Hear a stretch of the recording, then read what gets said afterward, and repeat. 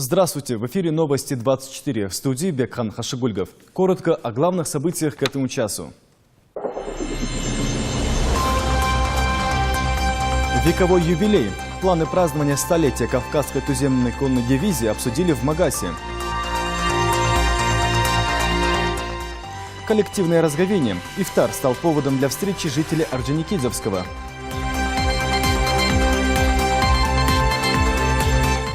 Куда пойти учиться? В колледже сервиса и быта продолжается прием документов.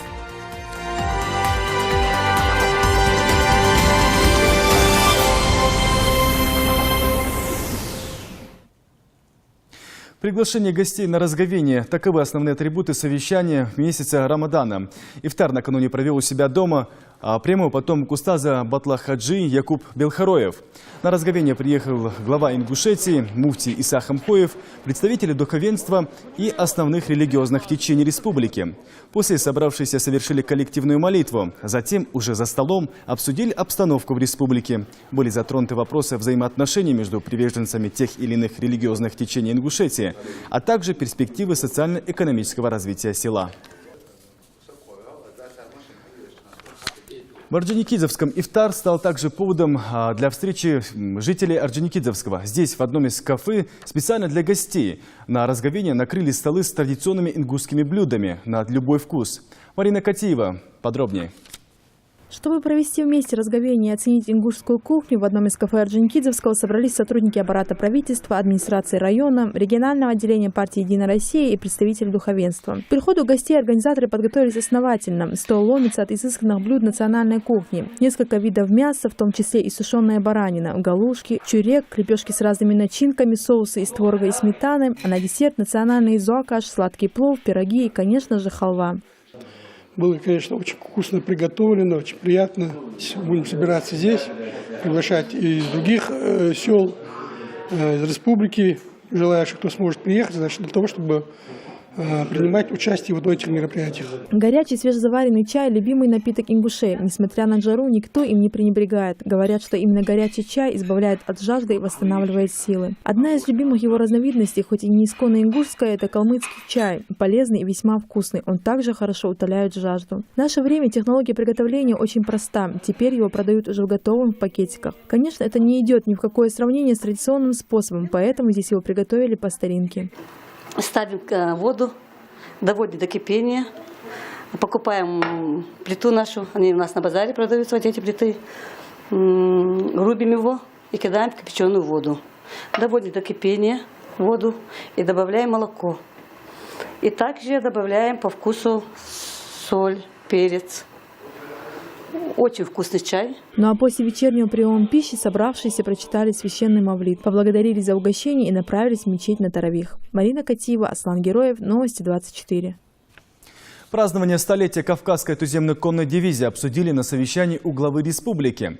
В рамках мероприятий, посвященных вековому юбилею, в Назране пройдет фестиваль холодного оружия, а в Карбулаке планируется строительство конно-спортивного комплекса. Хади Добриева подробнее.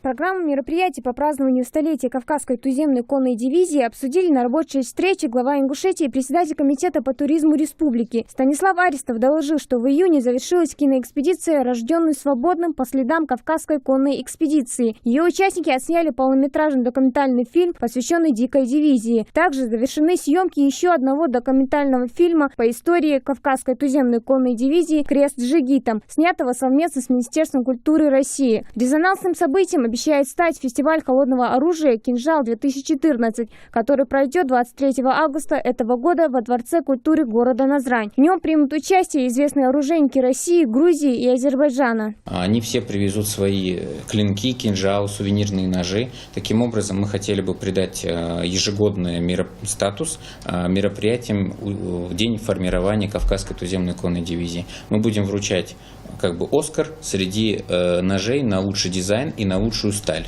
Последние юбилейные мероприятия пройдут в октябре. В их числе научно-практическая конференция на тему «Роль Кавказской туземной конной дивизии в Первой мировой войне», а также выставка «Тур «Горные орлы». Для пассажиров, прибывающих на туристском поезде из Ростова-на-Дону и Минеральных вод, будет организован однодневный тур по республике. Ожидается приезд примерно 400 туристов. Специфика проекта такая, что человек ночью садится в Ростов, всю ночь едет в тематическом поезде, приезжает сюда, на автобусы грузится, в Горную Ингушетию целый день питается. В конце вечера мы им делаем из 400 человек ингушскую свадьбу, причем жениха и невесту мы берем из самого состава, то есть они муж с женой.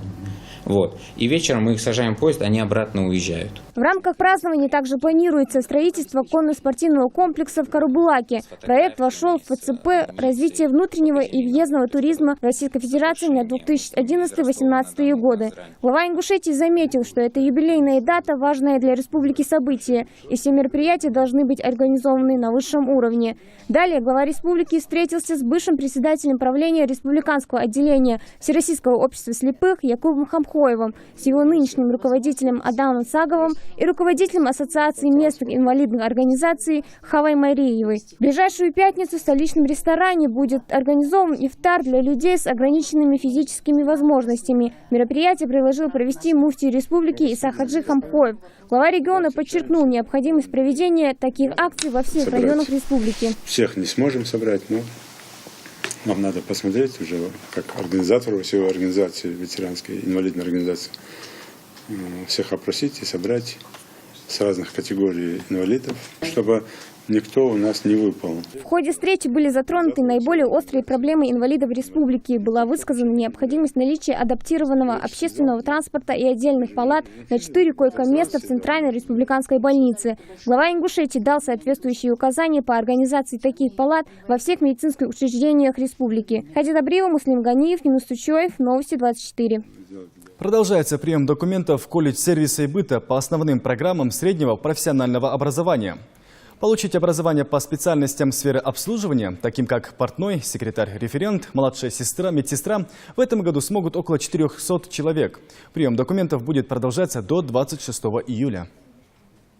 Стараемся осваивать такие специальности, которые сегодня в республике востребованы, по которым они могут трудоустроиться или начать какую-то индивидуальную трудовую деятельность. То есть то, что им пригодится, то, что им может помочь сегодня как-то сориентироваться в ситуации, когда не совсем просто устроиться на работу. Молодые лидеры в 10-й раз собрались на форуме «Селигер-2014» на одноименном озере в Тверской области. До 10 августа они будут обсуждать глобальные вызовы современности, выстраивать диалог между молодежью всего мира, а также предлагать собственные проекты, планы и идеи с использованием последних достижений науки и техники. Сегодня уже 5-й день форума. Подробности участия ингушской молодежи в репортаже Заремы Евлоевой. В первую смену на форум из Ингушетии отправились 19 человек. Их неделя подходит к концу. На очереди следующие 25 участников. Некоторые едут впервые, поэтому всех участников перед отправкой собирают в комитете по делам молодежи для инструктажа. Часть второго потока предпринимательства будут принимать активное участие в реализации программы «Ты предприниматель», в которой мы подписали соглашение с Министерством экономики буквально на днях. 2014 год для Селигера юбилейный. Среди принципиальных отличий этого года от предыдущих – онлайн-трансляции лекций для тех, кто не смог приехать. Электронная регистрация и наличие горячего душа, что тоже немаловажно. Делегации из Ингушетии будет оказано особое внимание. С учетом графика постящихся предусмотрен ифтар и сухур. Ислам Евлоев едет на форум впервые. Его проект посвящен развитию киберспорта в Ингушетии. В будущем он планирует открыть свой интернет-клуб. Я хочу сейчас после Селигера сразу организовать турнир по киберспорту, различные видеоигры. Я уже собрал около 2-3 команд. Также одиночки, которые будут заходить на турнир, из них уже будем сколачивать команды и делать всевозможные турниры по различным играм. А вот Руслан Чесыгов против спорта на диване. Он считает, что молодые люди должны развиваться физически, даже если нет возможности приобрести дорогие тренажеры и ходить в спортзал. Спортом можно заниматься где угодно. Командный проект, нас 2 человека, мы представляем проект «Инг-паркур». То есть развивать паркур – это новое течение, которое уже развито в Российской Федерации. И мы хотим, чтобы это новое течение было развито и в нашей республике. В этом году для участия в форуме от Ингушетии подали заявки 189 человек. Регистрация на 3-ю и 4-ю смену еще продолжаются. А следовательно, у желающих принять участие еще есть шанс. Зарема Ивлоева, Майрбек Мержоев, Новости 24. Таковы были новости к этому часу. До встречи.